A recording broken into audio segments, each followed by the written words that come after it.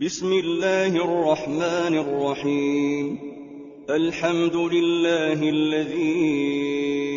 أنزل على عبده الكتاب ولم يجعل له عوجا قيما لينذر بأسا شديدا من لدنه ويبشر المؤمنين الذين يعملون الصالحات أن لهم أجرا حسنا ماكثين فيه أبدا وينذر الذين قالوا اتخذ الله ولدا ما لهم به من علم ولا لآبائهم كبرت كلمة تخرج من أفواههم إن يقولون إلا كذبا فلعلك باخع نفسك على آثارهم إن لم يؤمنوا بهذا الحديث أسفا إنا جعلنا ما على الأرض زينة لها لنبلوهم أيهم أحسن عملا وإنا لجاعلون ما عليها صعيدا جرزا أم حسبت أن أصحاب الكهف والرقيم كانوا من آياتنا عجبا إذ أوى الفتية إلى الكهف فقالوا ربنا آتنا من لدنك رحمة وهيئ لنا من أمرنا رشدا فضربنا على آذانهم في الكهف سنين عددا ثم بعثناهم لنعلم أي الحزبين أحصى لما لبثوا أمدا نحن نقص عليك نبأهم بالحق إنهم فتية آمنوا بربهم وزدناهم هدى وربطنا على قلوبهم إذ قاموا فقالوا ربنا رب السماوات والأرض لن ندعو من دونه إلها لقد قلنا إذا شططا هؤلاء قوم اتخذوا من دونه آلهة لولا يأتون عليهم بسلطان بين فمن أظلم ممن افترى على الله كذبا وإذ اعتزلتموهم وما يعبدون إلا الله فأووا إلى الكهف ينشر لكم ربكم من رحمته ويهيئ لكم من أمركم مرفقا وترى الشمس إذا طلعت تزاور عن كهفهم ذات اليمين وإذا غربت تقرضهم ذات الشمال وهم في فجوة منه ذلك من آيات الله من يهد الله فهو المهتد ومن يضلل فلن تجد له وليا مرشدا وتحسبهم أيقاظا وهم رقود ونقلبهم ذات اليمين وذات الشمال وكلبهم باسط ذراعيه بالوصيد لو اطلعت عليهم لوليت منهم فرارا ولملئت منهم رعبا وكذلك بعثناهم ليتساءلوا بينهم قال قائل منهم كم لبثتم قالوا لبثنا يوما أو بعض يوم قالوا ربكم أعلم بما لبثتم فابعثوا أحدكم بورقكم هذه إلى المدينة فلينظر أيها أزكى طعاما فليأتكم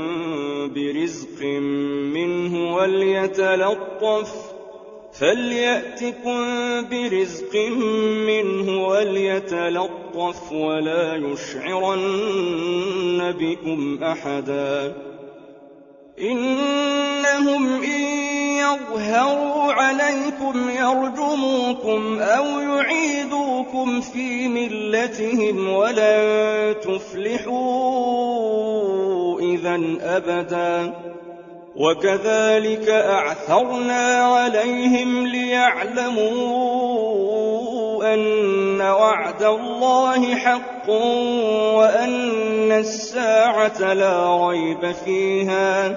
وأن الساعة لا ريب فيها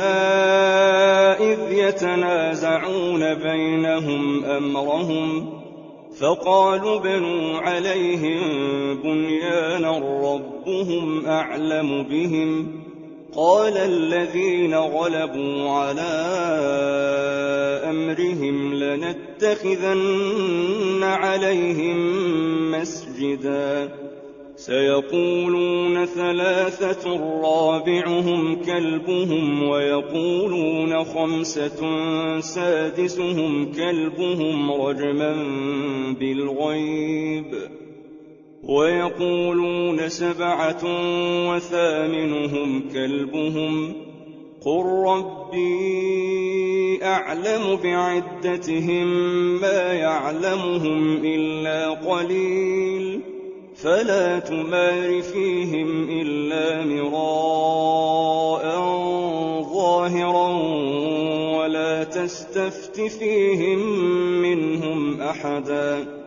ولا تقولن لشيء إني فاعل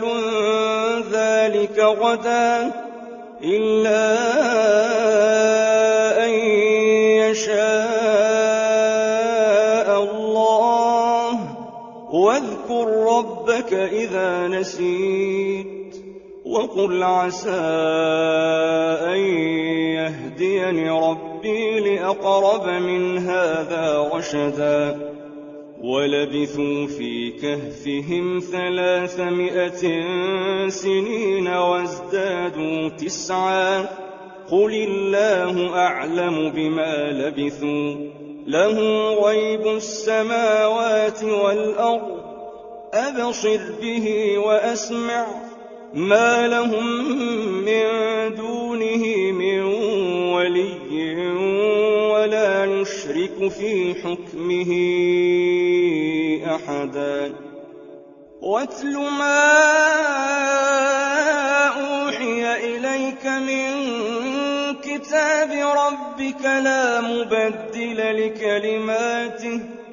لا مبدل لكلماته ولا تجد من دونه ملتحدا واصبر نفسك مع الذين يدعون ربهم بالغداة والعشي يريدون وجهه ولا تعد عيناك عنهم تريد زينة الحياة الدنيا ولا تطع من أغفلنا قلبه عن ذكرنا واتبع هواه وكان أمره فرطا وقل الحق من ربكم فمن شاء فليؤمن ومن شاء فليكفر إنا أعتدنا للظالمين نارا أحاط بهم سرادقها وإن يستغيثوا يغاثوا بماء كالمهل يشوي الوجوه بئس الشراب وساءت مرتفقا إن الذين آمنوا وعملوا الصالحات الصالحات إنا لا نضيع أجر من أحسن عملا أولئك لهم جنات عدن تجري من تحتهم الأنهار يحلون فيها من أساور من ذهب ويلبسون ثيابا خضرا من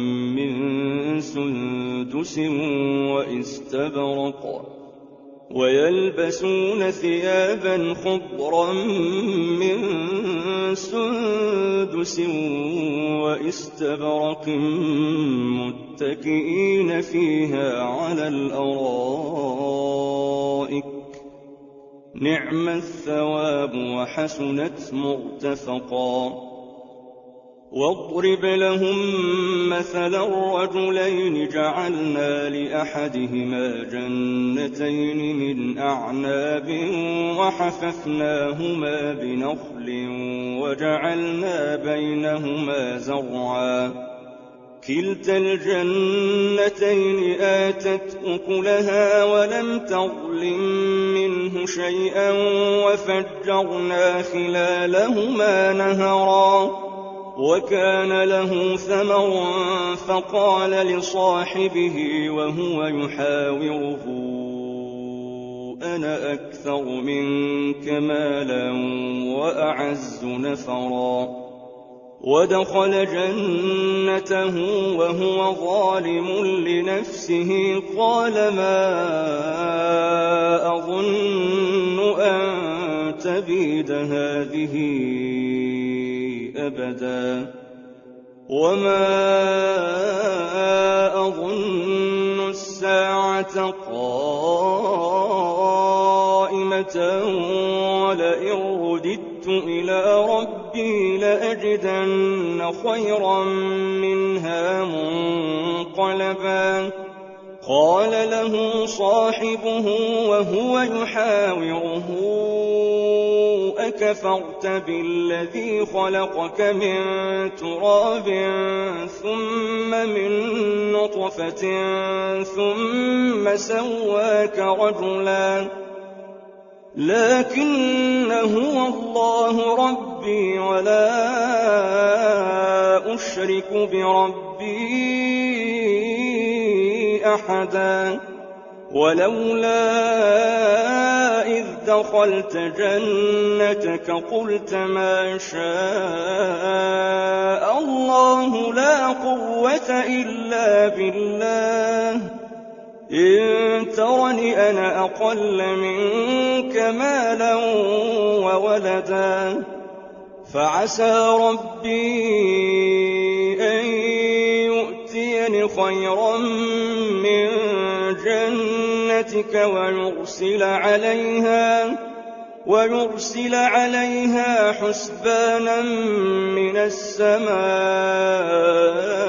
فتصبح صعيدا زلقا أو يصبح ماؤها غورا فلن تستطيع له طلبا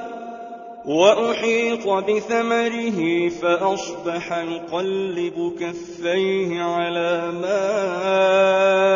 أنفق فيها وهي خاوية على عروشها ويقول يا ليتني لم أشرك بربي أحدا ولم تكن له فئة ينصرونه من دون الله وما كان منتصرا هنالك الولاية لله الحق هو خير ثوابا وخير عقبا واضرب لهم مثل الحياة الدنيا كماء أنزلناه من السماء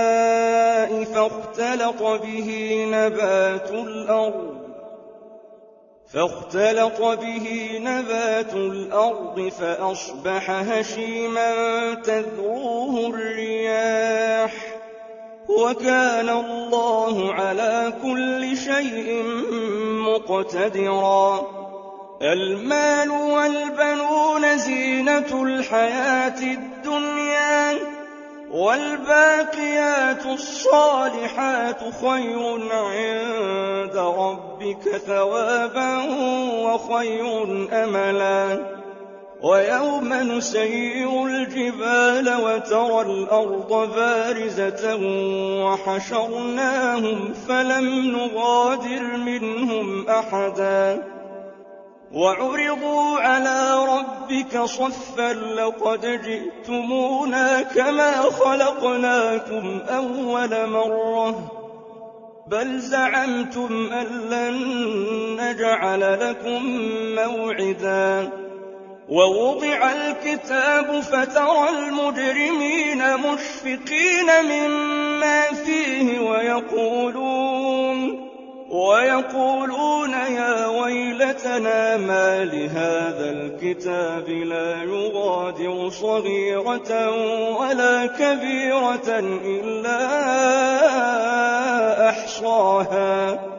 ووجدوا ما عملوا حاضرا ولا يظلم ربك أحدا. وإذ قلنا للملائكة اسجدوا لآدم فسجدوا إلا إبليس كان من الجن ففسق عن أمر ربه أفتتخذونه وذريته أولياء من دوني وهم لكم عدو بئس للظالمين بدلا. ما أشهدتهم خلق السماوات والأرض ولا خلق أنفسهم وما كنت متخذ المضلين عضدا. ويوم يقول نادوا شركائي الذين زعمتم فدعوهم فلم يستجيبوا لهم وجعلنا بينهم موبقا. ورأى المجرمون النار فظنوا أنهم مواقعوها ولم يجدوا عنها مصرفا. ولقد صرفنا في هذا القرآن للناس من كل مثل وكان الإنسان أكثر شيء جدلا. وما منع الناس أن يؤمنوا إذ جاءهم الهدى ويستغفروا ربهم إلا أن تأتيهم سنة الأولين أو يأتيهم العذاب قبلا. وما نرسل المرسلين إلا مبشرين ومنذرين ويجادل الذين كفروا بالباطل ليدحضوا به الحق واتخذوا آياتي وما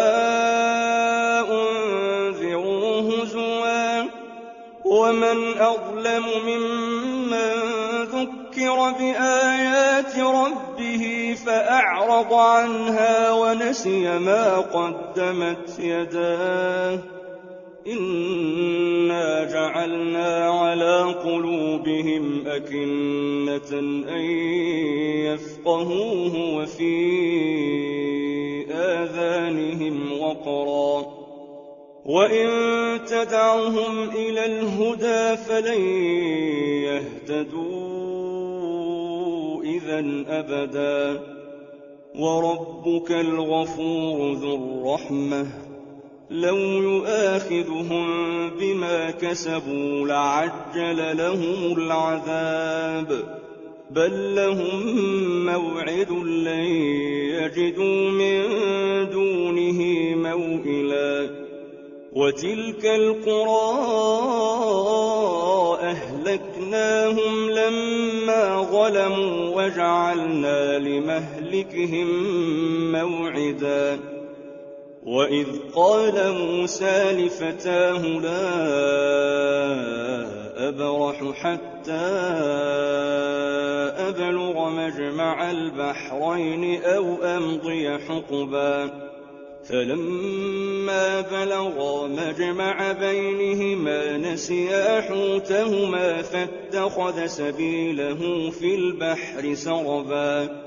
فلما جاوزا قال لفتاه آتنا غداءنا لقد لقينا من سفرنا هذا نصبا قال أرأيت إذ أوينا إلى الصخرة فإني نسيت الحوت وما أنسانيه إلا الشيطان أن أذكره واتخذ سبيله في البحر عجبا قال ذلك ما كنا نبغ فارتدا على آثارهما قصصا فوجدا عبدا من عبادنا آتيناه رحمة من عندنا وعلمناه من لدنا علما قال له موسى هل أتبعك على أن تعلمني مما علمت رشدا قال إنك لن تستطيع معي صبرا وكيف تصبر على ما لم تحط به خبرا قال ستجدني إن شاء الله صابرا ولا أعصي لك أمرا قال فإن اتبعتني فلا تسألني عن شيء حتى أحدث لك منه ذكرا فانطلقا حتى إذا ركبا في السفينة خرقها قال أخرقتها لتغرق أهلها لقد جئت شيئا إمرا قال ألم أقل إنك لن تستطيع معي صبرا قال لا تؤاخذني بما نسيت ولا ترهقني من أمري عسرا فانطلقا حتى إذا لقيا غلاما فقتله قال أقتلت نفسا زكية بغير نفس لقد جئت شيئا نكرا قال ألم أقل لك إنك لن تستطيع معي صبرا قال إن سألتك عن شيء بعدها فلا تصاحبني قد بلغت من لدني عذرا فانطلقا حتى إذا أتيا أهل قرية استطعما أهلها فأبوا أن يضيفوهما فوجدا فيها جدارا يريد أن ينقض فأقامه قال لو شئت لاتخذت عليه أجرا قال هذا فراق بيني وبينك سأنبئك بتأويل ما لم تستطع عليه صبرا أما السفينة فكانت لمساكين يعملون في البحر فأردت أن أعيبها وكان وراءهم ملك يأخذ كل سفينة غصبا وأما الغلام فكان أبواه مؤمنين فخشينا أن يرهقهما طغيانا وكفرا فأردنا أن يبدلهما ربهما خيرا منه زكاة وأقرب رحما وأما الجدار فكان لغلامين يتيمين في المدينة وكان تحته كنز لهما وكان أبوهما صالحا فأراد ربك أن يبلغا أشدهما ويستخرجا كنزهما رحمة من ربك وما فعلته عن أمري ذلك تأويل ما لم تسطع عليه صبرا ويسألونك عن ذي القرنين قل سأتلو عليكم منه ذكرا إنا مكنا له في الأرض وآتيناه من كل شيء سببا فأتبع سببا حتى إذا بلغ مغرب الشمس وجدها تغرب في عين حمئة ووجد عندها قوما قلنا يا ذا القرنين إما أن تعذب وإما أن تتخذ فيهم حسنا قال أما من ظلم فسوف نعذبه ثم يرد إلى ربه فيعذبه عذابا نكرا وأما من آمن وعمل صالحا فله جزاء الحسنى وسنقول له من أمرنا يسرا ثم أتبع سببا حتى إذا بلغ مطلع الشمس وجدها تطلع على قوم لم نجعل لهم من دونها سترا كذلك وقد أحطنا بما لديه خبرا ثم أتبع سببا حتى إذا بلغ بين السدين وجد من دونهما قوما لا يكادون يفقهون قولا قالوا يا ذا القرنين إن يأجوج ومأجوج مفسدون في الأرض فهل نجعل لك خرجا على أن تجعل بيننا وبينهم سدا قال ما مكني فيه ربي خير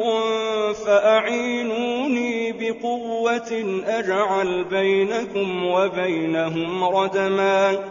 آتوني زبر الحديد حتى إذا ساوى بين الصدفين قال انفخوا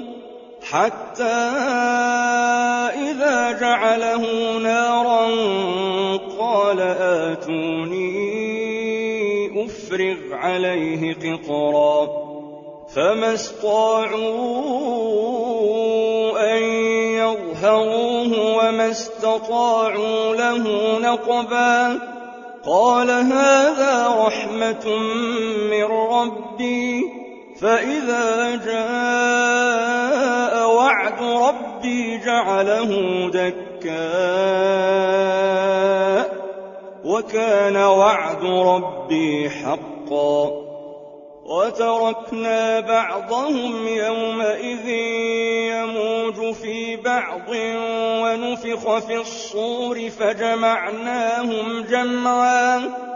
وعرضنا جهنم يومئذ للكافرين عرضا الذين كانت أعينهم في غطاء عن ذكري وكانوا لا يستطيعون سمعا أفحسب الذين كفروا أن يتخذوا عبادي من دوني أولياء إنا أعتدنا جهنم للكافرين نزلا قل هل ننبئكم بالأخسرين أعمالا الذين ضل سعيهم في الحياة الدنيا وهم يحسبون أنهم يحسنون صنعا أولئك الذين كفروا بآيات ربهم ولقائه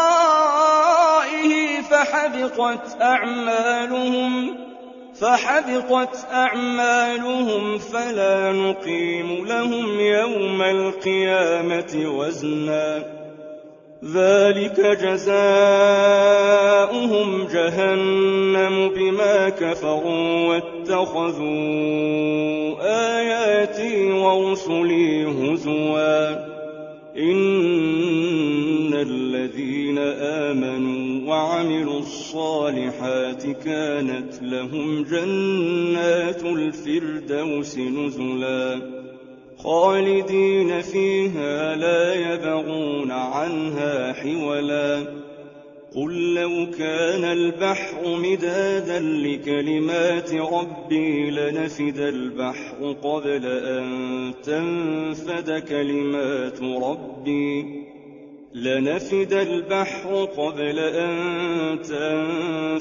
كلمات ربي ولو جئنا بمثله مددا قل إنما أنا بشر مثلكم يوحى إلي أنما إلهكم إله واحد فمن كان يرجو لقاء ربه فليعمل عملا صالحا ولا يشرك بعبادة ربه أحدا